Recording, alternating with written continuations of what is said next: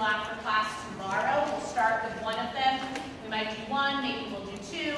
You'll have an extra two that you can do. There'll also be a homework, and then there'll be another problem set. So you should have enough problems to try with those problems, plus the homework, and the lab packet should be helpful as well. So if you're not in the lab, you do want to get your hand on the lab packet.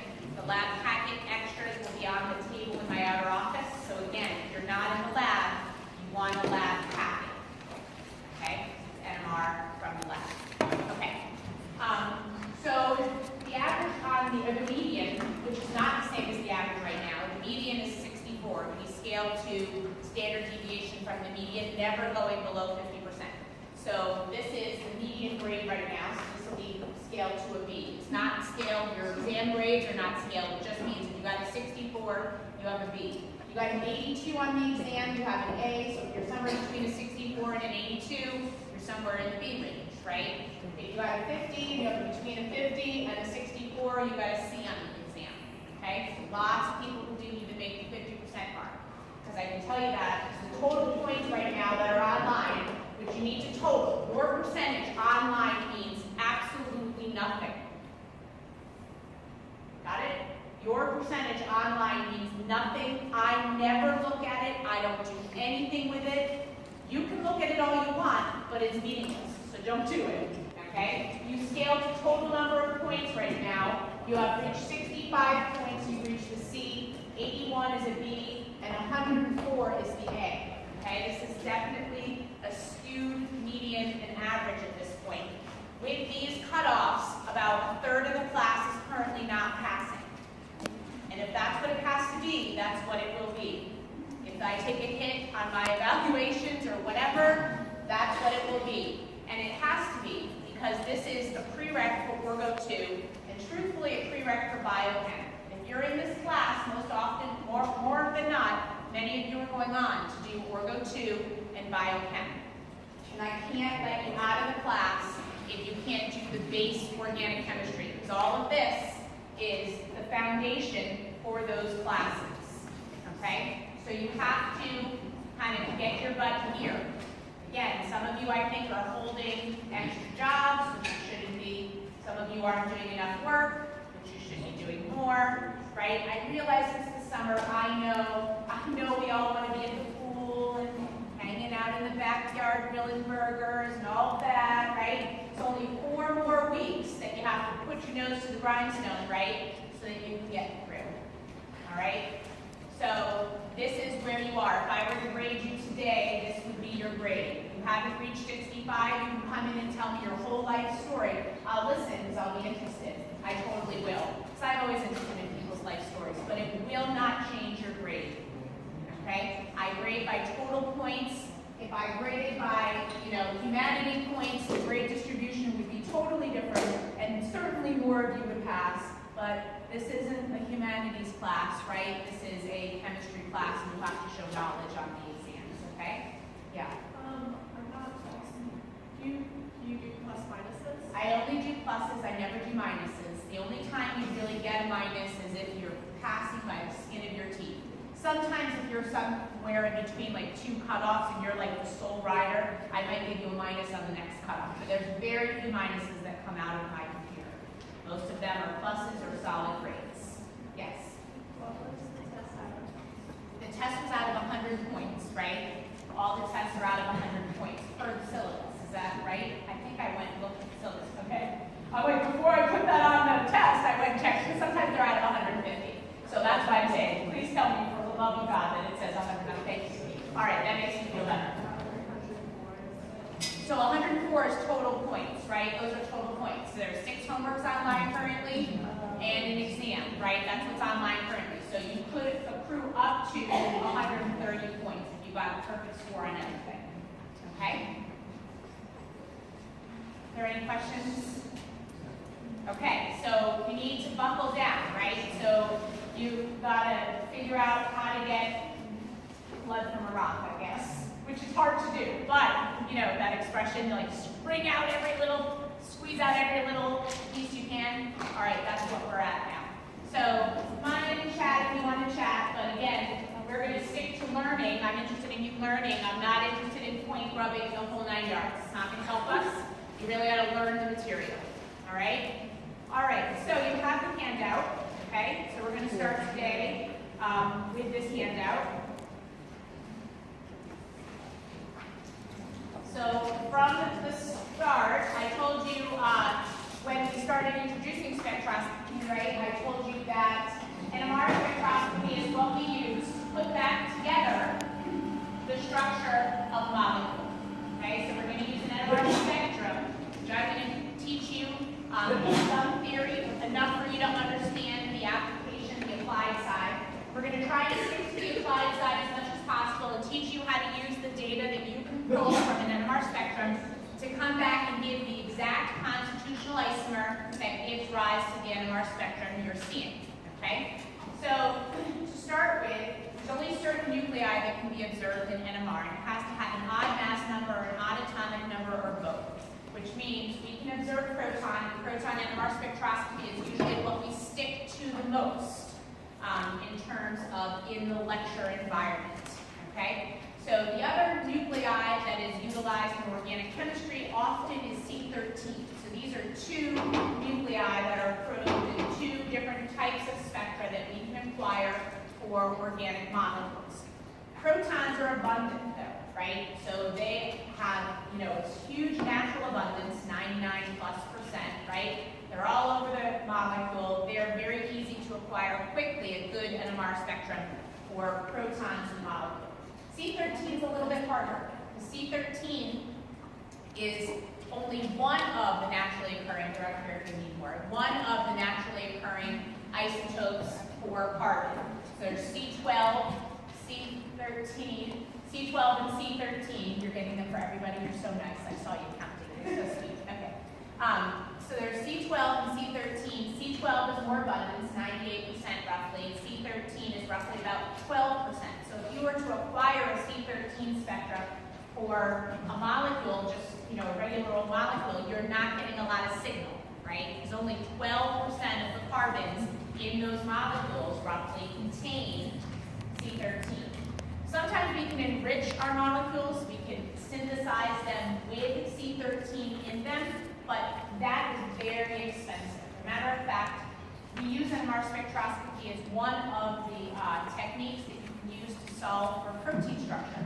Protein structure is solved either by X-ray crystallography or NMR spectroscopy. I'm a trained NMR spectroscopist. I use NMR spectroscopy to solve the structure of proteins. And in order to do that, you have to grow bacteria on what we call minimal media. We have to feed these bacteria N15 salts and C13 glucose.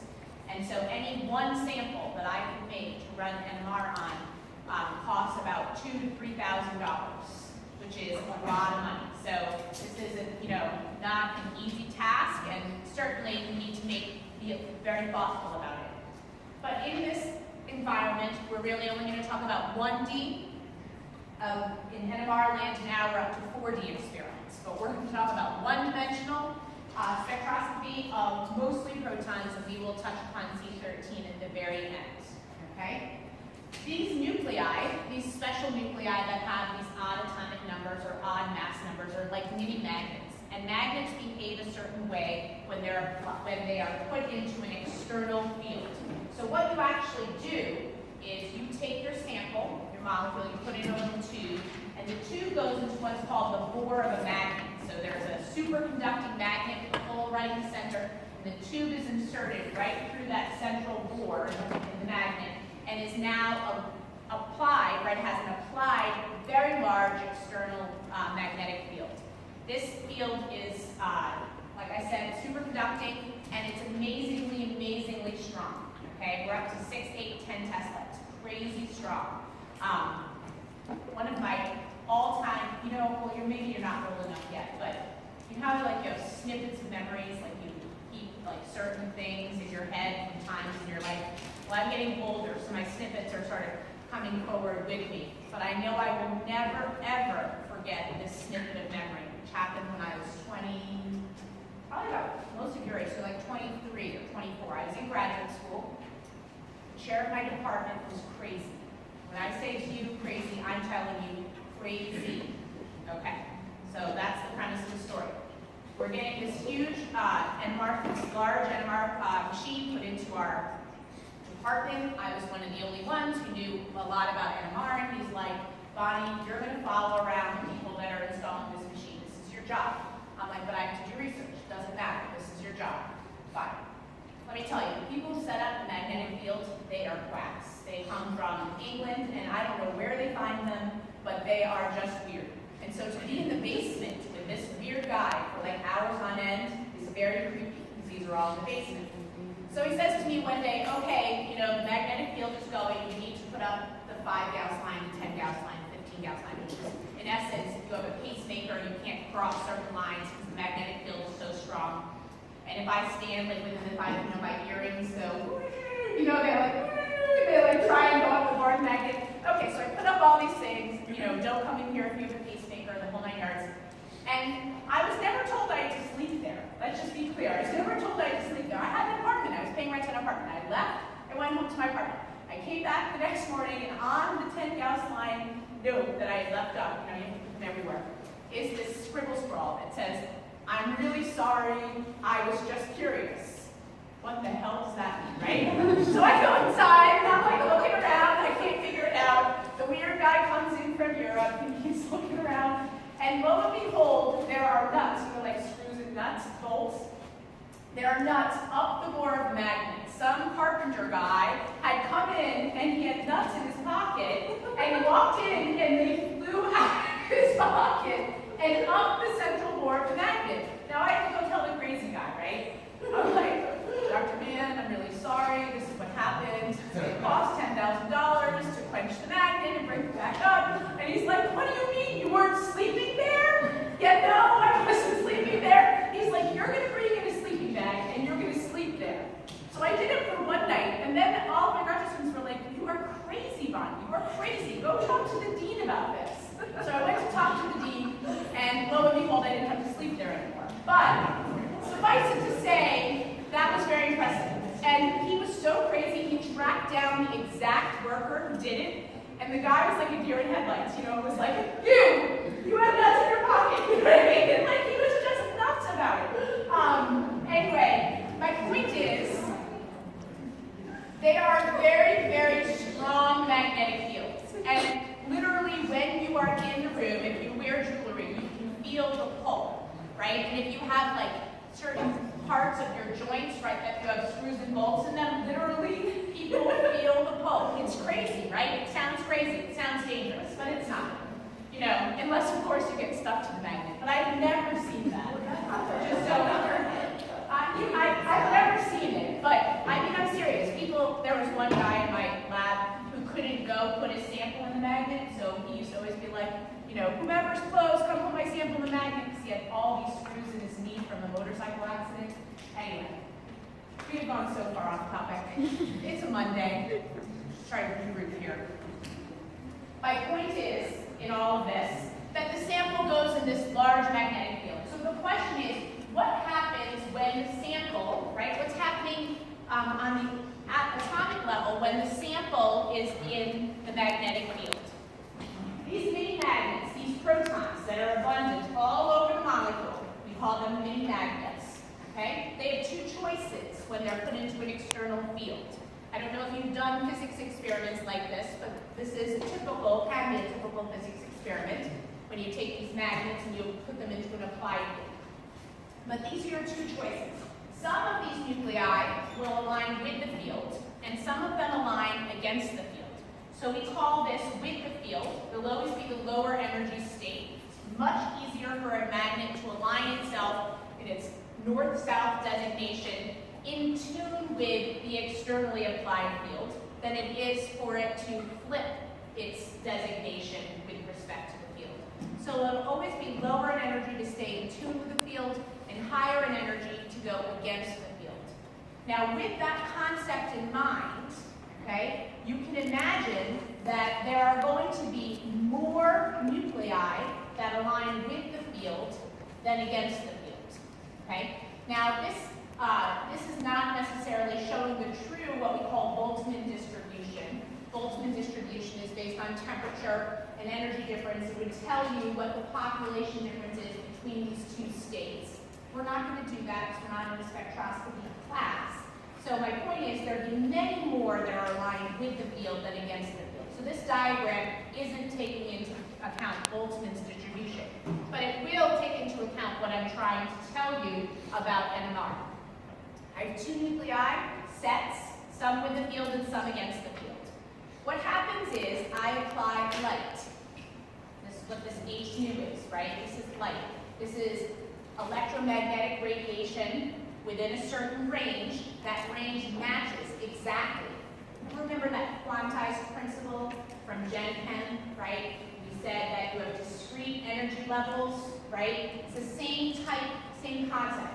When I get an exact match between the two energy states, the energy difference between these two states, what I can do is I can take one of the nuclei that's with the field, and I can literally move it to be against the field.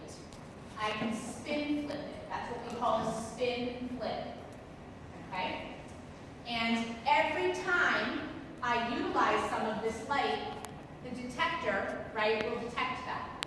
So there is a detector out on the other side that's in essence saying, is all the light that I put in coming out? Because if it is, I have no spin flip. But if not all the light is coming out, that means that the sample utilized, right, some of the light of that energy, and that's going to be indicative of some property of a proton within my molecule. Okay? So we are looking for these spin flips to occur. All right? We're going to come back around to this probably a couple times as we talk through today, and I'm hoping by the end, maybe it'll become a little bit more clear. Yes? So a spin flip is when it absorbs the energy. Yes, it's in essence saying I have an exact match, so I'm going to absorb some of that energy, but there's a physical constraint to that as well, because it's going to take some of the nuclei that are aligned with the field and flip them, so they're against the field. That's how it's utilizing its energy. It's taking in the energy exactly, as an exact change that it needs to move to the higher energy state. It's not going to stay there, right? Everything relaxes back down, and that is true with all spectroscopy. IR spectroscopy, UV spectroscopy, NMR spectroscopy. You utilize the light temporarily, and we sense that light has been utilized, or electromagnetic radiation, but it always relaxes back to the normal, or what we call ground state, which is the Boltzmann's distribution. How many are aligned with and against, just based on normal principles, not any interaction with external light. Okay? All right. So there are 4 features that are going to come in as we begin to now dovetail theory with application. Okay? There are 4 things that we acquire with a quick glance at an NMR spectrum. The first is not very obvious, especially after you've been doing NMR for a while. You kind of forget that you're even doing this first one, this number of unique environments. But this is where we start. Every time you see an NMR spectrum, there are 4 things that we see. One is the number of sets of peaks. We call these number of unique environments. Every proton environment will have its own, as stated, environment, hence will be found in a different place along the x-axis of an NMR spectrum. I'll show you one in just a second. The second one is called integration. It tells me how many protons belong in said environments. The third one is chemical shift, where we are along the x-axis. And the fourth one is something about how the peaks look. The peaks don't necessarily look like you expect them to look. And so there's this multiplicity concept. Okay? So let me show you an NMR spectrum here, just so we can make a point of this.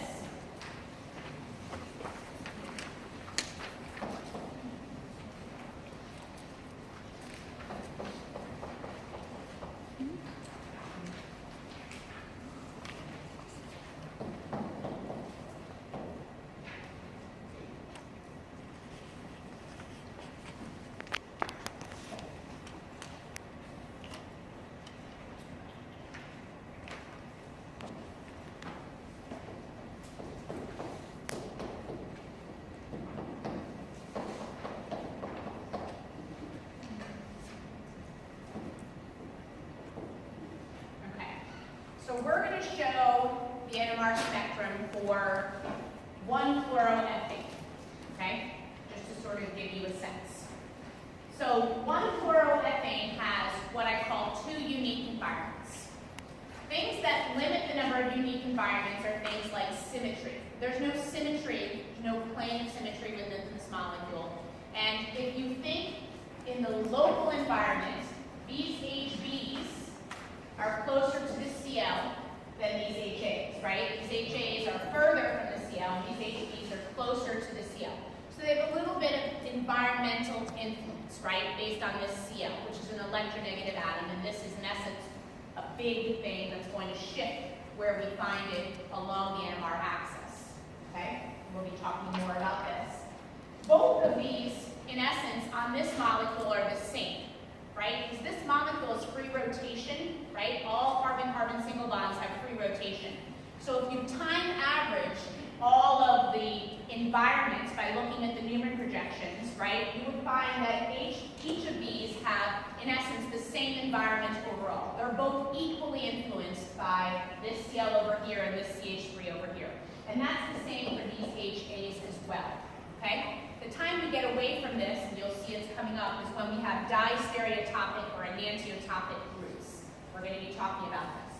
But in essence, in this molecule, you could do the analysis, and you would find that all of these A's have the same environment, and all of these B's have the same environment. So, what would happen when I was looking at NMR spectrum is that I would see them in different places along this straight axis. The x-axis has units of parts per million. Parts per million is, in essence, an offset value from a reference compound. All spectroscopy is referenced. It's referenced to TMS, which you'll always find at 0. Should always be, sometimes not, but there should be a peak at 0. It's been acquired on an NMR spectrometer and not generated theoretically. There should be a peak at 0. That's tetramethylsilane. It's just the reference compound we use. We set that to 0, and all the peaks that we see in our axis here are all referenced with respect to that. Okay? So that's what we call parts per million. It's parts per million offset from the frequency of TMS. Okay? Again, that might be too applied, but I'm just trying to get you to see what that means. So these numbers, I would probably find HB somewhere in here, I'd say. And HB is going to look like this, okay? And, HA, hold on.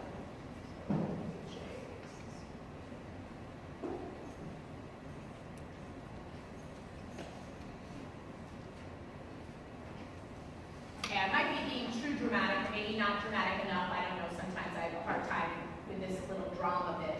But this is what I would call 2 unique environments. I can count them because I have 2 unique sets of chemical shifts. This whole thing is 1 unique set, and this is 1 unique set.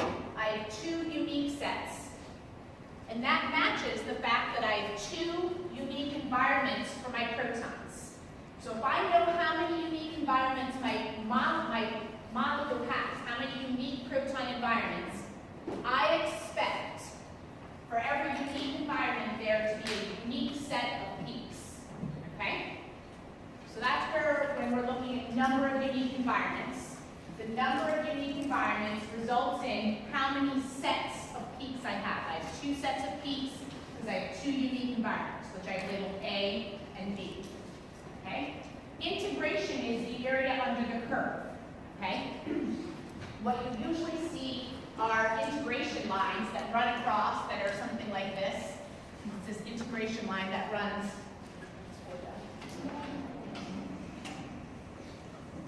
Okay, this isn't going to be exact, but the idea is that this measurement here, measured in whatever units you want, inches, centimeters, boxes on graph paper, it doesn't matter as long as you use the same measurement tool.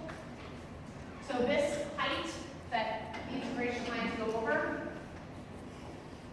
shows the relative integration. And what I can do mathematically is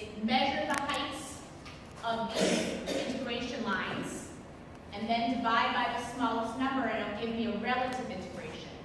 What it's going to wind up telling me is that there are 3 HAs and there are 2 HBs. That's what it's going to wind up telling me. In the lecture environment, this will always be given to you. So right next to these sets of peaks will be these numbers. 3H, 2H, 1H, 5H, whatever it is, will be given right next to you. You might still see the integration lines, but you aren't going to have to do the math to calculate the relative integration yourself. In the lab, you will have to do that. So again, how do you do that? You measure the height over each peak, okay, from this parallel line to that parallel line. You divide by the smaller number, and that gives you the relative integration, okay? In that case, then, you can sort of figure out the ultimate integration by using a whole number multiplier to get to your total number of protons. And we'll have a simplistic example that we'll show you in the lab and send you forth to do a couple of integrations on your own, okay? It's really not quite, it's not very complicated, it just needs a little bit. Yes? So chlorine is in a certain third environment because we are not monitoring this, the spectrum of chlorine. I could measure TL35, but I'm not because this is proton. So we're talking about proton NMR spectroscopy, and that's where we're going to start. We won't ever go talk about any of the halogens, nitrogen, nothing. We're going to stick to proton and carbon-13. That's it. You could certainly measure Cl. It'd be a little bit more complicated if you do that. Yes? So does NMR only measure hydrogen? No, NMR can measure any nuclei of interest as long as it has an odd mass number, an odd atomic number, or both. Our focus, though, for 90% of our work is on proton NMR. Okay, so does everyone see that these are 2 unique peaks? You see what I mean about integration? I would literally use integration to tell me 3 hydrogen are in this unique environment, 2 hydrogen in this unique environment. I can mathematically figure that out. The third is chemical shifts. So this would tell me that the chemical shift of this guy, I would go right into the center of the peak. So this is probably about, I don't know, 1.8 part per million. We'll be off by 0.1 or 0.2. That's fine, okay? You might say 1.9, you might say 1.7. That's like potato potato, all right? Totally fine. This guy's at about 3.5 parts per million. So where I am on the x-axis is influential to me. I hope you recognize at this point that when you're further away from that electronegative atom, you're more towards 0. Is everyone seeing that? I specifically put the HAs more towards 0, and that is true. The further you are away from electronegative atoms, the more towards 0 you're going to be. And I'm going to prove that to you in a couple of minutes. But certainly, its placement with respect to these electron withdrawing and donating groups is going to spread me out on the axis. I'm going to talk about the whole axis spread in a minute. I'm just trying to show you the features that are implicit here in this list. Okay? And the last one is the multiplicity. This here is not a single peak. Okay? Right? It's not just one peak like that. It's like cut into pieces. Right? I would call this peak here a triplet because it's split into 1, 2, 3 pieces, and it's a triplet. A triplet will also have symmetry associated with it with simplistic coupling, which is 1 to 2 to 1. Follows Pascal's triangle. We'll talk about that when we hit the multiplicity section of this presentation. Does everyone see this split into 3 pieces? I call it a triplet. That is holding information for me. The fact that this is a triplet and not a doublet or a quartet or a pentet is holding information for me. This guy would be called a quartet. Okay? So, could everyone point to each one of these pieces and explain each one of this in the list in the NMR spectrum I just showed? Questions about that? All right, let's break it down one by one.